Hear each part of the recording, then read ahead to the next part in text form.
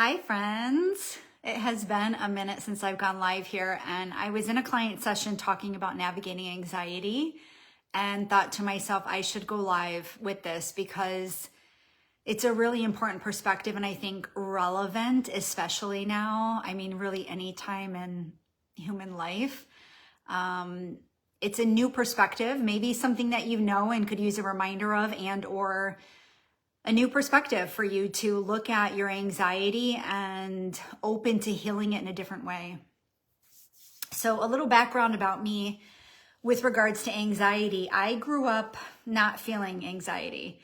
And in my 30s, early 30s, I got into an accident and it sparked anxiety within me. And it was to a point where I couldn't drive without feeling tremendous anxiety in my body. And so I went to see a therapist, and she taught me, one of the first things that she taught me was that when we experience anxiety, our natural inclination is to suppress it. And the reason for that is because we feel like it's overwhelming and we can't handle it. So we will try to either suppress it and or if any of you have had an anxiety attack, you might actually feed into it. When you feed into it and spiral into that energy, what you focus on expands. And so that can create an anxiety attack. So one of the things that she told me, because my tendency was to suppress, was to not do that and to let it out. And so one of the things that I would do is I would place my hand on my chest and I would say, I'm feeling anxiety right now. And just by taking the energy out of my body and expressing it through my throat was enough to just take the edge off of it, right? Take the pressure off of it building in my body. And so then the work became, how can I release that pressure, but allow the energy to stay there so that it can actually move through my body instead of my natural inclination to suppress it, right? So it became this dance. And eventually, what happens is that we have this emotion that we've suppressed in our body. And if you think about it like a capsule, there's this capsule inside of us that wants to release. And if we allow it to release, we can actually feel better. But what happens is people feel this energy and they immediately say, nope, I can't handle this, and they push it away. That will have a tendency to let it grow. But what we don't realize is that when we feel these emotions, when we feel anxiety, depression, any of these things, it's actually an indicator that that emotion, that energy is ready to come out of our body. It's ready to heal. And because it can be so overwhelming for people, they don't experience it that way. They think this is, something I can't navigate. It's too much. And so they do everything they can to push it away. But if you just allowed that energy to release and you released this trapped energy in your body, then you can actually become you can have a beautiful experience with emotions that's very detached almost, in this way that I'm experiencing anxiety right now. I'm feeling anger right now. And you can just know that it needs to just move through your body. And so one of the biggest things I can say is the first thing is to just acknowledge it, right? Take that pressure out of the body, right? I'm feeling anxiety right now. Another thing that I will note on that is that it's very different to say I'm feeling anxiety versus I am an anxious person. When we say I am an, we're creating an identity around that. And so we have more of an attachment there. Whereas if we can just say I am feeling and releasing it, then there's less of an attachment there, and it will allow the energy to move more clearly. So one of the things that I wanted to mention too is that when this emotion is coming up, it's an indicator of the emotion being ready to heal. And one of the examples I want to give around this is that Peter Crone, I love his work. He did this video on suicidal ideation.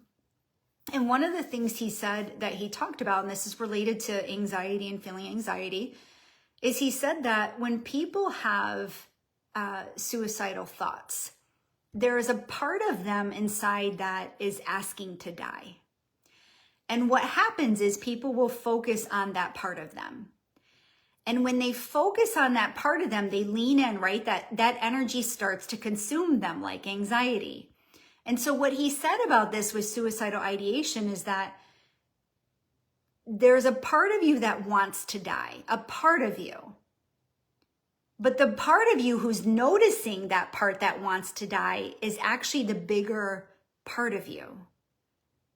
And a natural part of evolution is to allow these parts of us to die, to release this energy within us so that we can become this part of us that is acknowledging that we feel that thing. Whether that's anxiety, whether it's depression, whether it's anger, whether it's suicidal ideation, whatever that thing is. And so it's really beautiful when we can notice that. I was listening to Ram Dass the other day, and he was talking, he gave this example about this guy that approached him and said, I'm depressed. I am just depressed. And he said to him, is all of you depressed? And he said, yes, all of me. It consumes me. I'm fully depressed. And he said, is all of you depressed? And the guy again says, yes, it is. And he says, is the part of you that's telling me that you're depressed? And the answer is no. But what happens is instead of focusing on what we see and what we actually want, like what we see possible for us and what we're noticing about ourselves, instead of focusing on that bigger part of us that is noticing and wants to actually heal, there's a tendency to focus and spiral in on this energy that becomes all consuming. That's the key. The key is to focus on where you actually want to feel and the part of you that's noticing that piece of you and allowing it to release. Give it space to be let go of so that the bigger, pure soul part of you can emerge. This is human evolution. That's what this work is all about. I had another friend, I want to give an example about depression. I had a friend who has suicidal thoughts, and she goes in and out of depression medication. And she said to me one time she was on depression meds, she said, Kristen, I can't feel my emotions. I can't feel the emotions that created the depression within me. And she knew that. There was a part of her that knew that. So I think like throughout our journeys and throughout this navigating of these energies that we feel, and we not only feel them within us, we feel them in everyone around us. In the world's energy, there's just this overarching like fear and anxiety and all the things and anger. And so our work is really an understanding is what's mine and what is theirs, what is not mine, so that we can focus on the truth of who we are. When we do that and we expand that energy, we become this light for people. This light that people can't deny. And they say, what do you have going on? What have you figured out in life that I haven't? All of us have this ability within us. Even if it's just 1% of you that is recognizing that depressed part, that anxious part, that angry part of you. Can you focus on making that 2%? And the more you do that, the more that you focus on that energy, what we focus on expands. And it just takes that recognition of this is not all of me. There's another part of me that recognizes this, that witnesses this, that has an awareness of this. And so how can I give it enough space to leave?